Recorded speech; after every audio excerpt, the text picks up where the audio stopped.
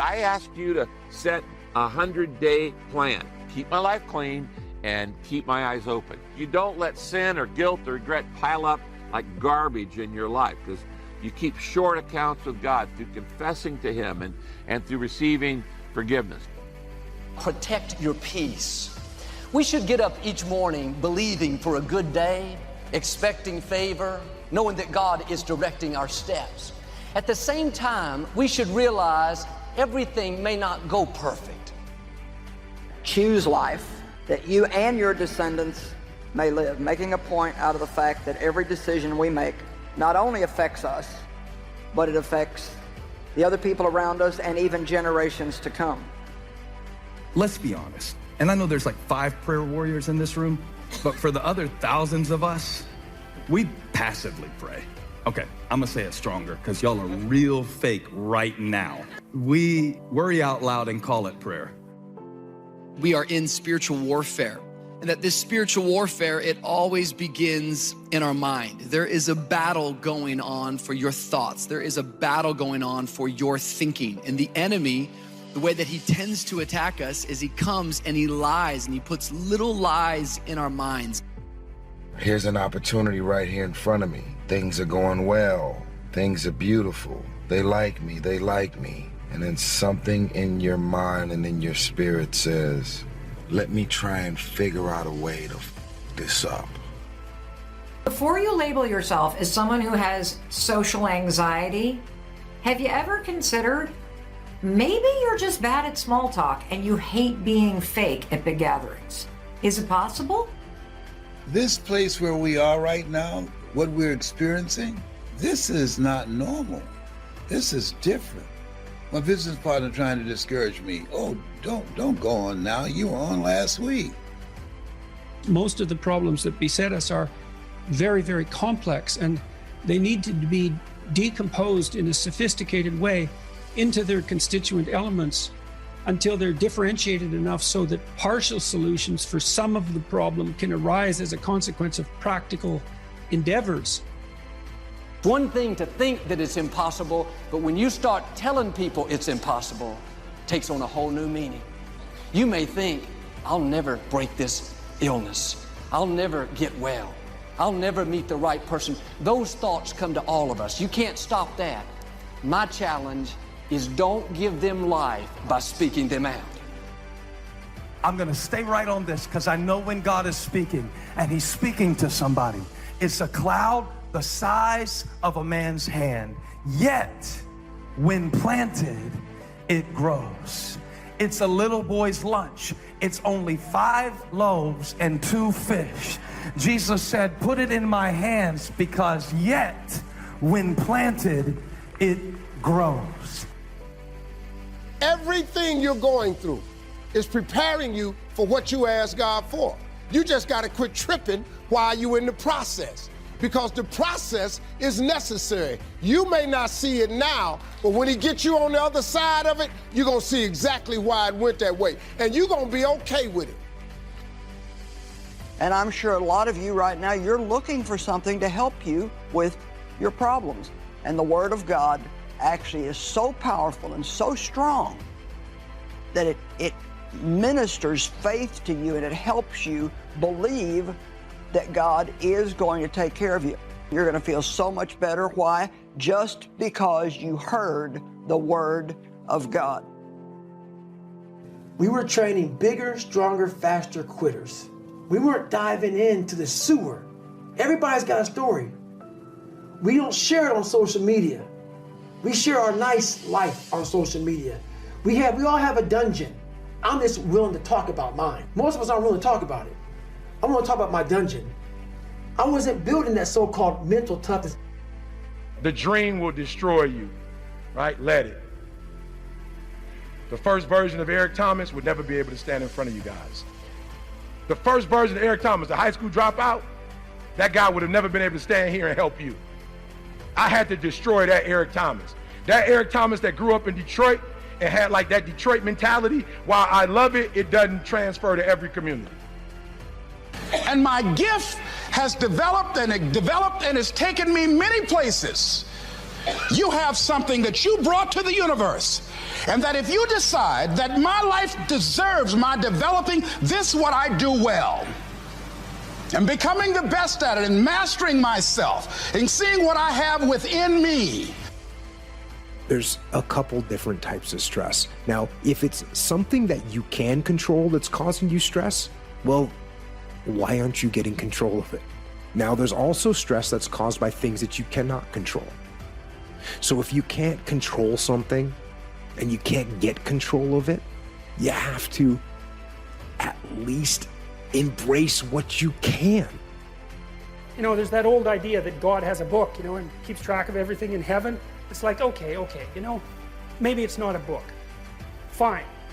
But that is a really useful thing to think about because, well, maybe you disagree. Maybe you think people get away with things all the time. I tell you, I've never seen it. What I see instead is that thing happens, right? Someone twists the fabric of reality and they get walloped and they think, oh my God, that's so unfair. A person who has purpose in their life, they have something to go for, some meaning. One writer described it, for some people it becomes a magnificent obsession. And for you and I, maybe it doesn't need to be that dramatic as a magnificent obsession. But it has to be something that does something to us, something that pulls us, especially into the future. You might get the vision from a role model, you might get the vision just from coming up with a new idea. But in order to figure out how to go from where you are to where you want to be, to close the gap from where you are to where you want to be, it's best to learn by other people's experience whenever you can. So get a role model, get their strategy, and go to work. Get into action. This is not just being positive, this is your faith being released. Proverbs 4 says, be careful what you think, because your thoughts run your life. Are your thoughts helping you or hurting you? Are you thinking power thoughts, victory thoughts, well-able thoughts, or are you thinking defeated thoughts? I got that beneath the surface faith. I got that Saturday faith, waiting on something to come up out of a tomb and resurrect for the healing and salvation of the world. So he narrated his situation with his faith. And so he became the father of many nations, and we are his seed. Failure means you've now learned another valuable lesson that pushes you one step closer to success. I'm willing to bet that I have failed more times than anyone in this room, because I have attempted so many things that you have no idea what I've attempted and failed at. But I don't let the failures define me. It's God pointing you in another direction. Receive God's mercy. Don't stay mad at yourself. Whatever you did wrong, God knew you were going to do it before you did it. You're no surprise to God. He's not shocked about what you do. Ask for forgiveness, receive mercy, and go on. You cannot have a good day if you're under condemnation. It's not possible. That should be something that you do every morning. We're talking about how to get your day started right. I had to use all this negative that was making me weak and horrible as a person. I had to use this as the power that now fueled me. I had to flip it on its head and say, hold up, this might be exactly what I need. The darkness is exactly what I need. It's how you look at your situation. And I was looking at it all up.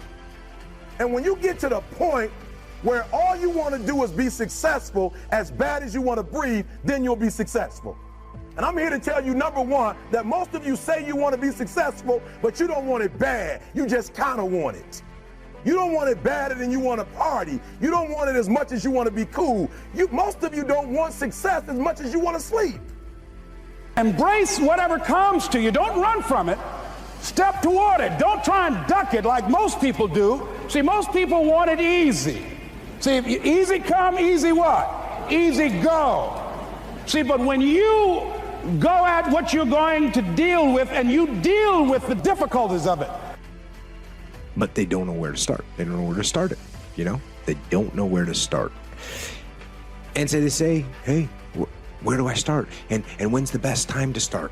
And I have a very simple answer for that. Here and now. That's it. You want to improve? Where do you start? You start right here. And when do you start? You start right now. You initiate the action aggressively. Other things you're going to be doubtful about. You're not going to know which way is up and which way is down. But there are things that you're doing that you know you shouldn't do. Now, some of those you won't stop doing for whatever reason. You don't have the discipline, or maybe there's a secondary payoff, or you don't believe it's necessary, or it's too much of a sacrifice, or you're angry or resentful or afraid. Who knows? So forget about those for now. Work hard on yourself and develop the graces. All of the stuff necessary to become more valuable to the marketplace. I'm telling you, your whole life can explode into change. Promotions, no problem. Becoming more valuable to the company, I'm telling you, no problem. Money, no problem. Economics, no problem. Future, no problem. You just go to work on the right thing. The most important decision you can make above any on the face of the earth is deciding that no matter what happens in your life, no matter what happens, you're going to live in a beautiful state.